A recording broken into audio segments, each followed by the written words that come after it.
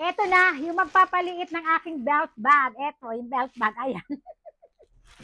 Para naman, alam mo yung gusto ko nun, syempre.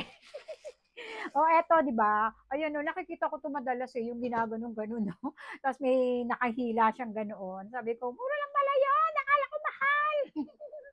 Carry pala ng budget. So eto, paano mo ito bubuksan? Ayun na naman tayo eh. Pag mga ganitong unboxing. Ito, i-assemble pa natin. Kulay pink ang ating penele, pero meron pa silang purple yata nito. So, i-assemble muna natin at gagamitin ko to Mimiya. Ano ba to? Ayan, bago kasi. Ganyan talaga pag bago. Ay, ito kukunik-kunik mo siya. Wait, ako kunik ko lang. Ayun.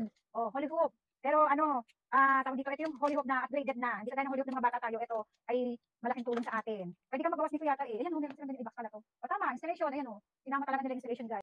Ayan na, naikabit ko na siya. Tabi natin to. Oh, ayan. Oh, ganito 'di ba? Ito yung magpapatanggal ng belt bag natin. So tingnan mo naman yung belt bag ko, 'di ba?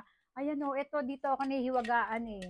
Meron pala siyang ano, parang meron siyang buhangin sa loob. Ito yung parang hagis-hagis, gaganon ganoon, 'di ba? Para mas exciting yung ating pagpatanggal ng belt bag, oh, 'di ba? Belt bag pa more. Oh, ang ganda. Ito na pala yun. Kala ko talaga mahal. Mura lang pala. May pa ganito pa. Try natin.